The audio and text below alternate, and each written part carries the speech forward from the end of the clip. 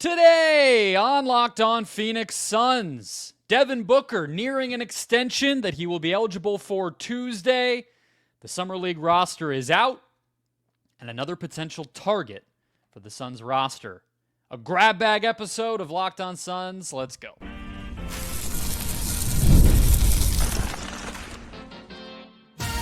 You are Locked On Suns, your daily Phoenix Suns podcast. Part of the Locked On Podcast Network, your team every day.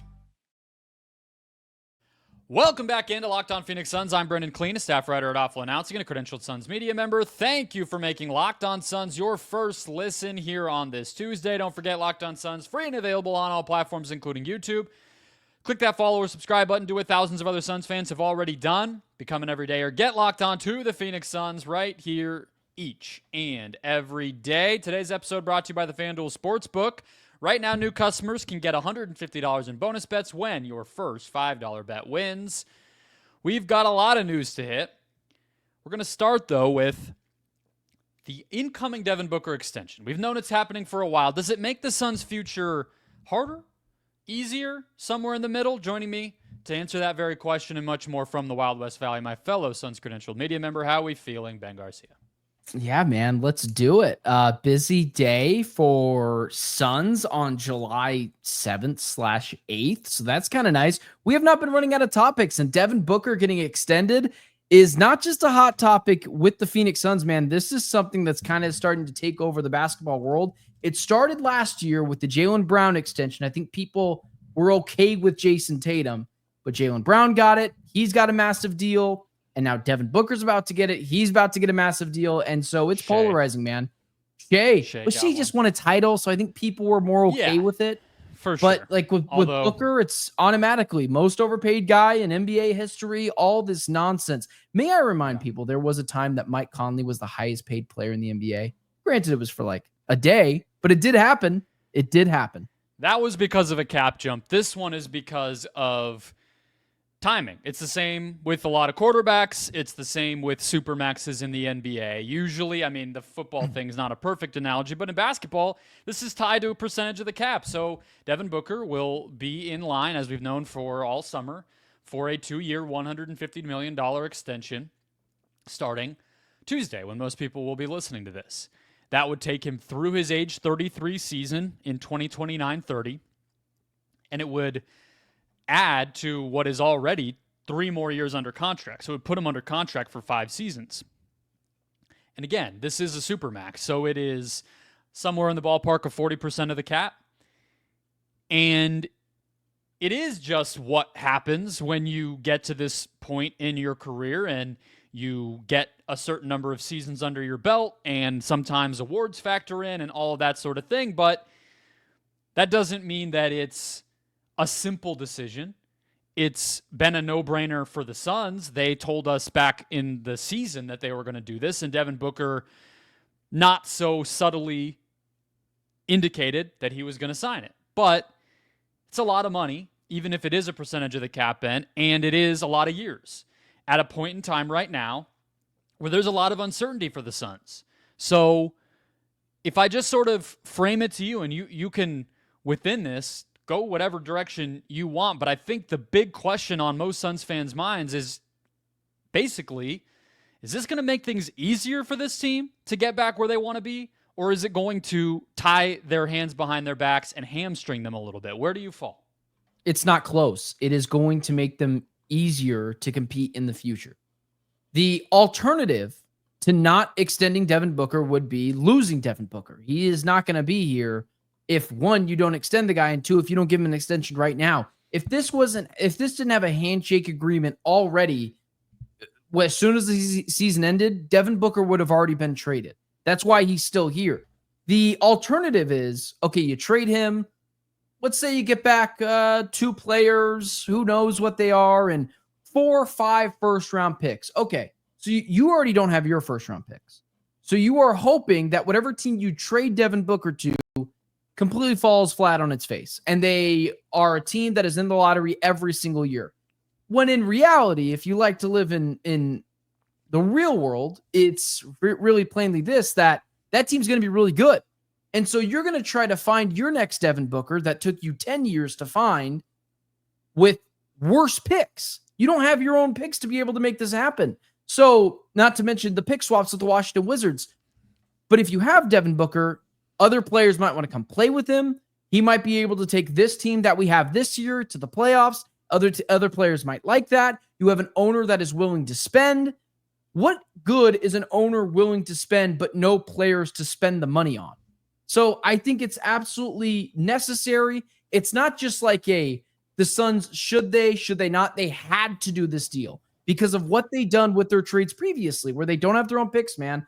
What do you think? So I guess like you're making it sound like if they didn't give it to him, then he would have just been gone this summer. Like, I don't know if we know that. There would have been a different path where I think the question becomes, you don't have to give him this extension this summer. I understand. We said that about Kevin Durant last year, and look where we are now. I get that. I know that is a risk that happens. I'm not overlooking that, but I think that if you just sort of put that to the side a little bit and maybe look at it in a vacuum, not of, yeah, okay, if you disrespect your franchise player by not giving him the extension, maybe he asks out and then who cares about the rest of the conversation? But now we're in a world where he is going to sign it. So I think the question becomes, does this help or hurt them, right? I don't think we disagree, Ben, on if they should have given it to him, but I think there is a more deep conversation of what it means now, and that's sort of what I'm trying to get at here. So I think when you look at the fact of giving him $75 million, whatever it ends up being, 73 and 77 or whatever, in those 2 seasons, you kind of immediately get to one thing, which I think is workable, because it's so far out in the future that these are basically the only guys on your books outside of, I guess, Malawach and Dunn and Fleming and whatever, is Booker plus the impending, this looming dead money we're expecting to come from Beal, which is going to be just shy of 20. 75 plus 20 is already eating up almost half the cap. Like that is going to just be an impediment but it's not going to be damning. It's not going to kill you. So I don't think that's enough of a reason to not do it. Or enough of a concern that it's even worth talking about. But I think one thing that is going to be interesting is, like, as much as this keeps him happy to put off the potential of having to trade him at some point, I don't think anything's changed, in my opinion, until we see how this young team gels and looks on the court to make me completely believe that next summer we might not be on Devin Booker watch trade-wise. And then at that point, I do think we will definitely be remembering this extension that got signed and wondering if it increases or decreases his trade value. And then you start to think of it from the standpoint of, what does another team think of paying Devin Booker like a Supermax star? And when it's not the lovey-dovey emotional cornerstone stuff and it's pure math, does another team like the idea of that, where we've seen Beal and Lillard, who just both are going to get waived and stretched, not as good of players as Booker when they signed those extensions, but they were that is the cautionary tale in the NBA. These Supermax, Zach LaVine, Blake Griffin once upon a time, John Wall. There are a lot of cautionary tales of times where it does not go great, and the players don't quite live up. Even if you take away the injuries to some of those guys, the players don't quite live up to what level they need to be to justify getting 40 or so % of the cap and clogging your books in the way that they do, and how much burden that places on them to be great enough to win with a subpar roster around them, because that's what you're going to have if you make that much money. So that's the conversation that I think is going to have to be in Matt Ishbia and Brian Gregory's minds, and we can't know it for sure right now, but I don't think it's 100%, a slam dunk that it makes his value way better and makes things better for the team that has him on it. It is a slam dunk for the Suns situation right now, where it's either you move on from him and you spend the next 10 years looking for Devin Booker without your picks, than it is a team that has all their picks, has the, like if the Atlanta Hawks moved on for Trae Young today, you could say, okay, they could tank, figure it out. The Suns don't have that option. But it can be the right decision and be a problem that they have to eventually solve. It can be both. It can be, yes, do it. I agree with you. And then also in 2-3 years, it may limit them in certain ways that I think fans are right to worry about a little bit. Sure, it's going to limit. Sure, it's going to limit them, I guess, in certain ways. But at the end of the day, if you're asking me if I'd rather have Devin Booker or 55, 60% of Devin Booker, I'd rather just have the watermelon and then figure out the rest. This comes down to that, right? He could sign this right now. You and me can agree that the Suns should play ball with him, and next summer he can still ask out. You're treating it like them signing him to this extension guarantees he's going to be here forever. That's not true. That's up to him. No. You and I can both disagree with the fact that next year teams will pay the exact same price for Devin Booker that it was this year. If Devin Booker has the same season he had last year, which we all would agree, it was a down year for Devin Booker standards, especially from shooting from three, they would still get a boatload and multiple teams offering a bunch of different things for Devin Booker. So I would 100%. even argue, and you made this argument, so I won't act like it's mine, but teams will be willing to pay more for Devin Booker, knowing even if he's not on their preferred trade destination list, they're like, whatever, buddy, you're here for 4 more seasons. You're not going anywhere. So that's another reason as well. We're like with Kevin Durant this year, I was the one banging the table for like, hey guys, don't extend this guy just yet, which let's call it what it is. At the end of the day was probably a bad argument because now you think of how it hindered the Suns to get more things back from the Rockets. Between what the Suns gave up for KD versus what the Rockets gave up for KD. That's the exact disparity we're talking about. Exactly. So that's where I would agree. Was like if they're going to move on from Booker at some point, do it while he has more years on him, not less. And it's not like teams aren't going to be paying these types of deals for players down the road. You know, Trae Young might not get it, but Shai Gilgeous-Alexander just get it. Paolo Banchero has won 0 playoff series and is about to make $55+ million average annual value a year. Like, this is the new NBA. We can agree that maybe players shouldn't make this much money, but it's actually it's not even the new NBA. It's the Supermax structure has been the same for like a decade at this point. Well, the fact that it keeps going up like crazy because I think that's just because the cap goes up. Exactly. Like, I don't think people are getting comfortable with the cap going up. Whereas but Paolo making that much as a rookie max extension is the same as when Booker signed his rookie max in 2018 or whatever it was. It's just the amount of total money has increased, so it's just different. But yeah, so I would agree with you about the trade side of it. I would agree with you that the value of him on the trade market is probably improved by extending him.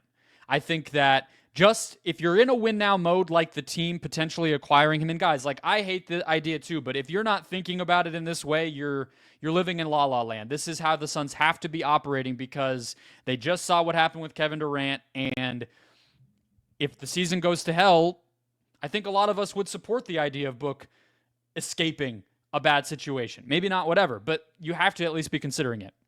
So I think the trade, if you're in a win-now mode and you're the Rockets next summer, obviously that would be kind of crazy to get him and KD together again, but whatever team, you're going to, doesn't matter how much he makes in 4 years. You just want to get him, and the fact that he has 4 total years is a good thing. But I would say that if from the Suns keeping him standpoint, by the time we get there, that's where I think the trouble actually could come in, where maybe this extension isn't going to age incredibly, because you're talking about Devin Booker, the 2 years that he plays on this contract will be age 32 and age 33. I think we would expect he'll be a little bit lesser of himself by then. Not a lot, but a little. Every player does that. And he's going to have to be the caliber of guy, especially in this new CBA environment where teams are hesitant to go into the aprons and everything we've seen. He's going to have to, can he be 45% of a championship team by himself? If you're just being like, overly mathematical about it, like that's the problem. There's just a really small amount of dudes in this league who are actually justifiably worth that. And 32-year-old Devin Booker, he may not be. So I think they should sign it. I think it'll help if they ever did have to just bite the bullet and trade him. But I think if we get to 2028 and we're existing in a world where he's on this team, on that contract, it may be a little painful. Can I ask you this question? This is a really good question that I should have phrased up to you before the show. Does Devin Booker finish that contract out as a Phoenix Sun? Like, is he here through the duration of that contract? I think if this season goes well, I say yes. I think this season, a lot is hinging on just feeling good about how these young players develop and the overall direction of the franchise, especially if you start to look at the free agency cap space aspirations that the Suns may have with this Beal cut that they're about to do. And they'll kind of be off to the races again. But if this season goes poorly, I think it could really hamper them for a while, and that probably means losing Book at some point during that. I would say he will finish out this extension, which I don't think is a given, but I don't think he'll finish his career as a Sun. So like kind of taking both halves of it. I just don't think players do that anymore. I think that's something that Kobe used to do. But overall, man, good move. I just think even when it reaches $74 million a year, I still think that's an expiring deal at that point. You could maybe deal as well. So you had to do it, and it was the smart move. But sure, I guess I can concede a little bit that maybe it could cause some hardships down the line. Next, the Suns Summer League roster is here, and the second-year guys, Oso, Dunn, they're playing. What does that tell us next? First, today's show brought to you by the FanDuel Sportsbook. Summer sports are in full swing, so whether you're all about baseball under the lights, golf on the green, or high-stakes soccer action, FanDuel is the best way to make every game even more exciting. You're already following the action. Why not make it a little more thrilling? With FanDuel, you can get in on the game while your friends are sunburned at the beach. Let's see, in the world of women's basketball, where are our big favorites to try to get that $150 in bonus bets with a first $5 bet win? Let's check it out. Tuesday night, not a lot of favorites, unfortunately. The Mystics minus 215 at home. Same for the Liberty at home as well. Maybe you do that. Maybe you try one of these women's Euros games in soccer where there's a lot of big favorites in the early rounds of the group stage. Either way, FanDuel's giving you $150 in bonus bets if you notch that first $5 bet win. So open the FanDuel app today or visit FanDuel.com to get started.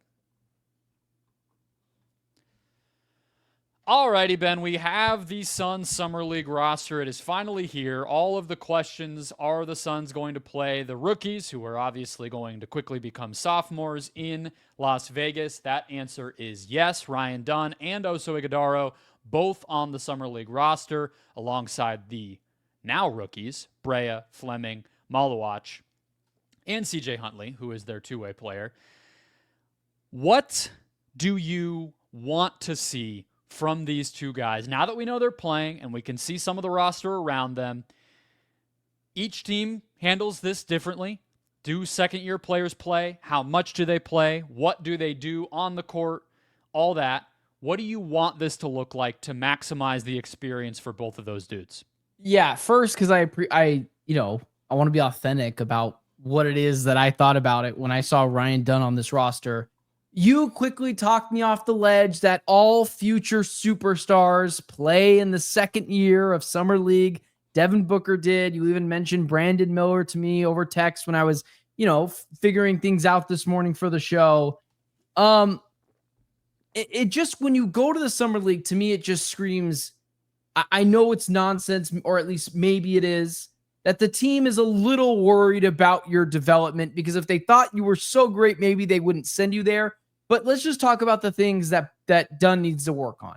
Clearly, it's the jump shooting, and to me, it's getting to the foul line and working on the free throws. Now, obviously, he's never really had a problem getting to the hole, but being aggressive. But I think the biggest thing for Dunn is I just wanted to find some sort of confidence. Like, I can talk about three-point shooting, elbow jumpers, being a real 3-and-D guy. I have no worries that he's going to shut down whatever guy comes up to him and he plays on him defensively. Like, I haven't looked at the Suns' schedule, but like, it'd be nice if they played a Cooper Flagg or a VJ Edgecombe or an Ace Bailey and just be like, hey, go attack that guy. Defensively, that'd be fun. But offensively, it's finding some semblance of a jump shot. And every time he gets the ball, working on catching and releasing and doing it quickly, because oftentimes it felt like if Dunn missed that first one or even 2 3-point shots, it felt like you knew right away he was going to be a net negative offensively. So clearly the shooting, but overall finding a confidence and a rhythm to be able to shoot that ball and knowing that there's no consequences in the Summer League. He shoots 0 for 10 from 3. Who freaking cares? Outside of Kobe Brea trying to win a Summer League championship. So that's where it'd be for me. Definitely. And then I'll let you do that. And then we can go to Oso. Definitely agree. All those things are what he needs to work on. In this summer league environment, though, I think we might see him on the ball more because, he should be able to, navigate some of those opportunities against lesser competition, especially because he didn't spend any time in the G League last year. We definitely don't expect him to do that this upcoming season.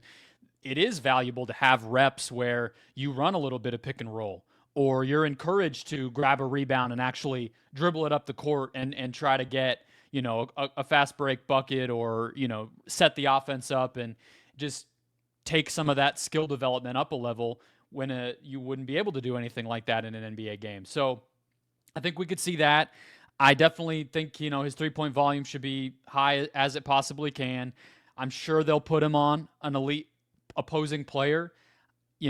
Summer league defense is kind of a mess anyway. It's like, it's really just about on the ball, and even then the effort level can be whatever because it's exhibition basketball for all intents and purposes. But yeah, I would like to see if he can show a little bit more feel and ball handling ability in on-ball reps. That'd probably be like the number one interesting thing that I'm checking for. They don't play anybody like that. They don't play Dallas, I don't think, in the first couple games, which means that they won't play flag. No, it's like Washington and Atlanta and Sacramento and everything. But that's for me. What about Oso for you?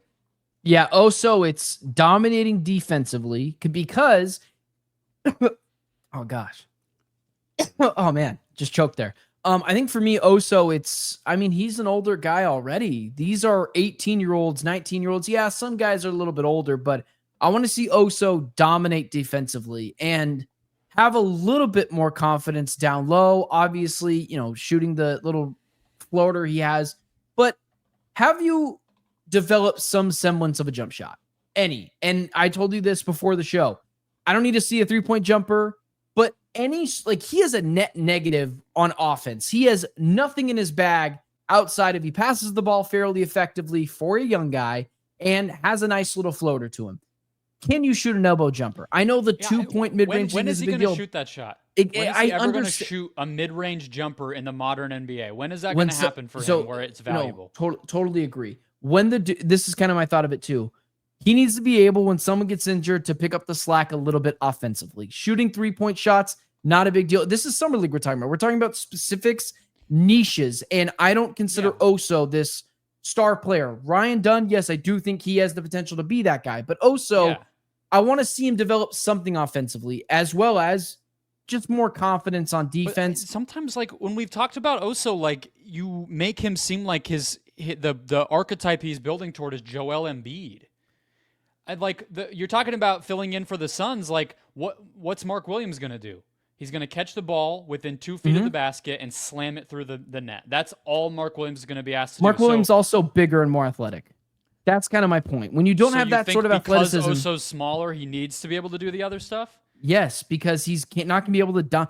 Oso he's already never going to do this. But as a second round guy and already a smaller big, he is not going to be able to dominate inside. I think you got to show some sort of athleticism or versatility that you can add to a game that when they bring you in. Because right now, the reason why I'm so okay with trading Oso Ighodaro is because I'm like, what does he add to this team? I know he's good for a second round pick, but he's kind of already at a log jam position where, like, offensively he is a net negative and defensively he's just okay. We agree on that he's extraneous on this roster, and if he were included in a trade, I wouldn't be super frustrated about that. I'm not sure he's a net negative overall on offense when you do include the passing. I mean, every young player mostly is a net negative on everything, but I think his passing is valuable. And I think, to me, like, I guess the difference of how I would put it is I'm not so skeptical that, I believe more that he can just become something on the interior than suddenly he's going to become some kind of perimeter player. Man, like, he's got no if jumper. he can't be something, if he can't do anything on the interior offensively, he's just not going to be an NBA player. He's not going to suddenly, he has the most broken jump shot I've ever seen. The idea that that's going to come along before he can just, like, finish, that doesn't really make a ton of sense to me. I'm going to bet on, let's see where he can get better, finishing through bigger guys, making up for the fact that he has a smaller wingspan, developing strength, What about maybe becoming a better offensive rebounder, some of those things. That's exactly what I was going to say. Because we've gone through these comps 100 times now, but like I think Brandon Clark is probably the closest thing that I would compare him to. Brandon Clark makes up for his lack of size, and he's become an interior force. Brandon Clark's not shooting threes, like, what about he can't. What about I want to make sure this guy is the same, roughly the same height as Oso, because yes, he is. So Kevon Looney's 6'9". Can you be a motor guy who offensively is super annoying for other teams to deal with because you are gulping up rebounds? That is something I didn't even think of when it came to Oso that I probably should have. That is a element of his game. It's like, can you just be a bulldog offensively, get offensive rebounds, make things irritating for the other team, and get extra possessions? That's a part of the game that is oftentimes overlooked that I think is a backbreaker. So I think there, that's a good point when it comes to Oso. Can he be that guy? He's so limited offensively. It's hard to say, like, I agree with you. He will never develop a 3-point shot. I guess my point is any like kind of shot. Listen, man, I'm not going to argue with you on that. But my thing is like, can you run a pick and pop off of the elbow potentially and hit a DeAndre Ayton elbow? Well, yeah, if it was 2000, they'd run some stuff like that. That's not what anybody does anymore. Like, it's not Karl Malone out there. That's all. Like, I'm not even just trying to like poke at you. I'm just saying the way you talk about him is. Yeah, that's not what his role is going to be. His role is going to be like a smaller Mark Williams. I guess, offense, sure, and then the playmaking on top of that. But Looney's a great comp. Looney is a dribble handoff player. He's a screen setter, and he's a finisher around the basket. Although Looney's a terrible athlete because he had an injury when he was younger. But Oso could be a more athletic Kevon Looney. I think that'd be great. That's an awesome archetype. That dude's had a long career. So Ryan Dunn, better 3-point shot, getting to the line, making free throws, being a pesty defender and shutting down guys. Oso, grab rebounds, set good screens. I don't think that's crazy. I think that's the right thing to say. I think you were right on defense. Like, I think he should be able to protect the rim and get some highlight plays, because there's a bunch of, summer league's like a bunch of young guards just trying to get points. Like, it's YMCA, dude. It's YMCA basketball. It's fun to watch, but it's YMCA basketball. All right, let's get to the Suns' interest in Malcolm Brogden, which came up on Monday. Next.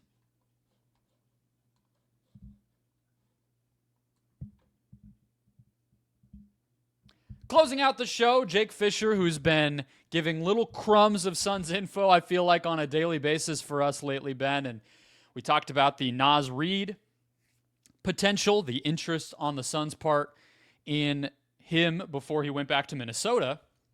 Now we have some news that a player who is actually available may be on the Suns' radar, and it's somebody we've talked about quite a bit. That's Malcolm Brogden.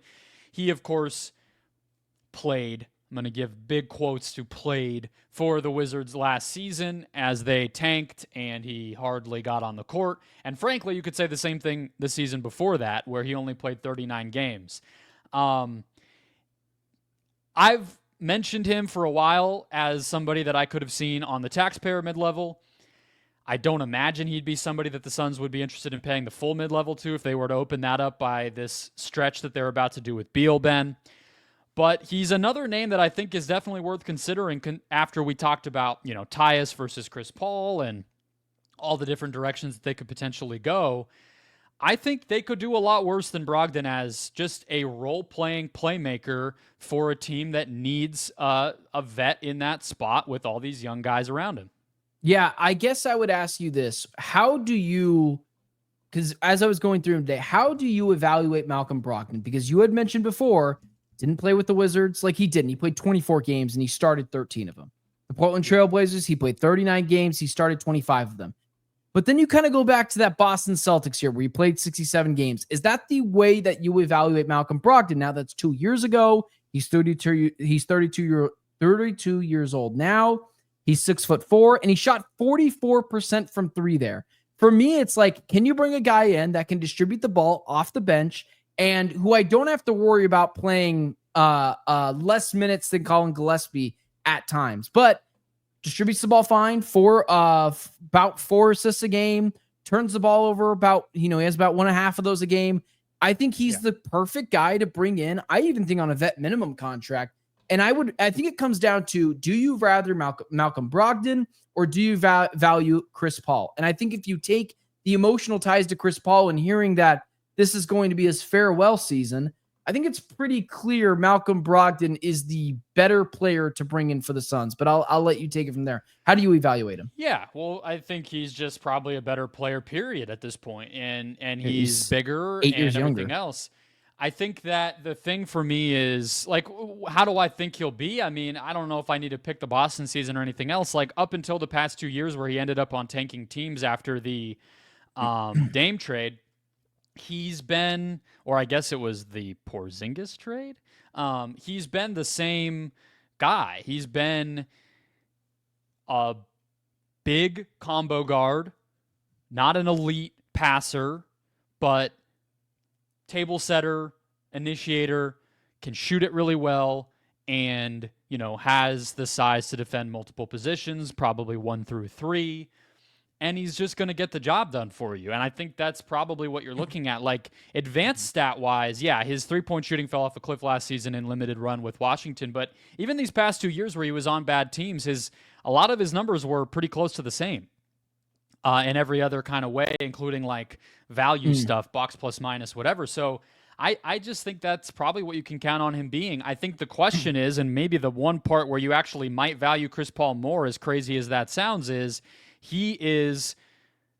are the injuries, quote unquote, are they real? You know what I mean? Like, if this is actually a decline physically and he's just going to, limp to the finish line of his career, that's unfortunate. I don't want that for him. But if that's the case and you're the Suns, you gotta make a business decision, right? So the past, you look at the past 2 years, Fox Sports always is where I go. They have like every injury of a player's whole career. You can just scroll through.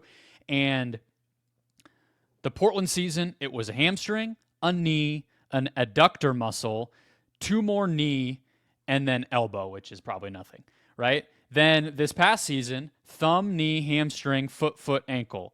So if the knee stuff in particular, Ben, is real, which has cropped up a few times, that could maybe speak to my whole, I'm putting it in quotes, blah, blah, blah, jokes like that. That's actually not a joke, and maybe the injuries are real. It would be similar to what we kind of talked about when Beal came in here. And we were like, the Wizards have just been tanking. He's not that injury prone. Yeah. Come on. And then he was. He actually very much was. And we all got burned on that. So it could be the same. And then you got to worry about it. Yeah, and let's build off that point too. The Suns have kind of rid themselves of some of the injuries. They want guys to play a lot of games. Dillon Brooks plays a lot of games. Devin Booker's always going to miss 12 games a year with some soft tissue injury sometime in January. How many of those guys do you want to add to your team to where you're playing musical chairs again? So that's a fair point. However, because the risk is so low, I know, listen, this is the funny money stuff. If they end up giving him $5.2 million, which I believe is the taxpayer mid-level exception, which they could easily do when they dump Beal, sure, man. It's 1 year. I don't really care. But if we're talking about his value, this should be a vet minimum guy who I can bring off the bench, play. I mean, I'd be curious to know how many minutes he played tonight with Washington. So he played 23. I don't think he is a vet minimum value if it actually does go back to maybe closer Even to with his all the Boston injuries. value. Well, I'm saying we don't really know I'm saying forget. I don't know. I guess we're having two different kinds of conversations here. But I think play-wise, I don't think he's necessarily a minimum player. That's why I'm saying the injuries are the one thing that are going to distinguish it. But either way, I think they're not giving him more than one season. So you're right to say, like, if you can eat the fallout, then it doesn't really matter, and you can just plug Gillespie or whoever into more of those minutes. But I think you're right to point out too, though, that like if it's the same thing with Beal and others all over again, and it just harms your continuity, then that might be a reason not to do it. So let's take a vote here, because I think you and I will be in the minority here because of the attachment to Chris Paul. And I got to be honest with you, man. I don't make it a Chris Paul segment, so I won't. But Chris Paul coming out saying it was his last season, I have no interest in being a part of Chris Paul's farewell tour. It's a distraction. Let him go do that with the Clippers. No, seriously, man. If he knows he's out the door, what does he care in game 67 if the Suns are down 20 and they're 20 games out of the Pacific Division? Like, I'm not saying Malcolm Brogdon. With Chris and Brogdon, though, is that I'm not even sure really ultimately what role we're talking about. I think in an ideal world, Green, Gillespie, these guys are good enough that they don't even really need to play a veteran point guard by the end of the season. So, I mean, to me, it's that part doesn't bother me too much, just like the injury possibility with Brogdon doesn't bother me too much, but I probably would lean Brogdon.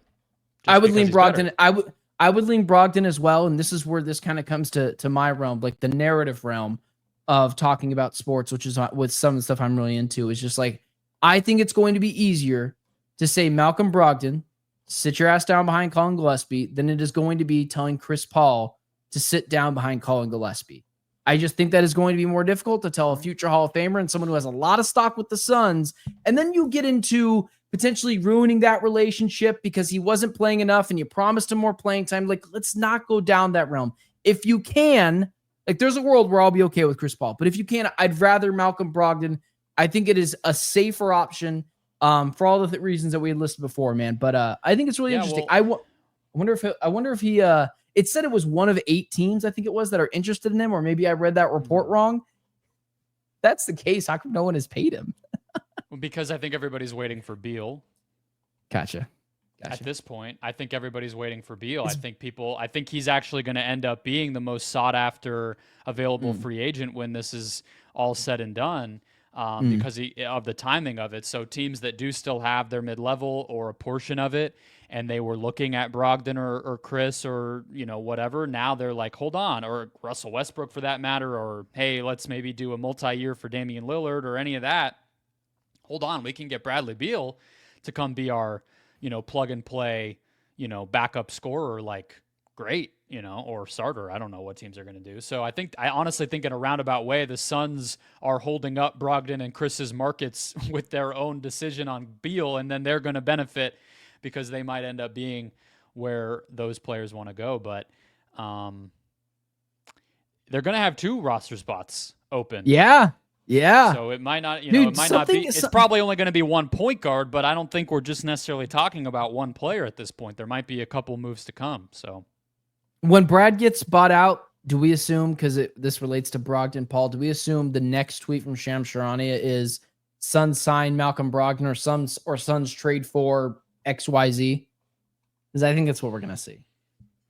Maybe. You had all this time to figure it out. You should have something done anyways. Yeah, why not? Right. Why not just do it already? I'm not sure. But that's my point. So that'll wrap us up. Hit follow or subscribe if you haven't already. We're here for you every single day. There will be more Suns news as we just hit. And the Summer League is this weekend. Somehow in July, there's still plenty of content cooking. So get it right here, and we'll talk to you then.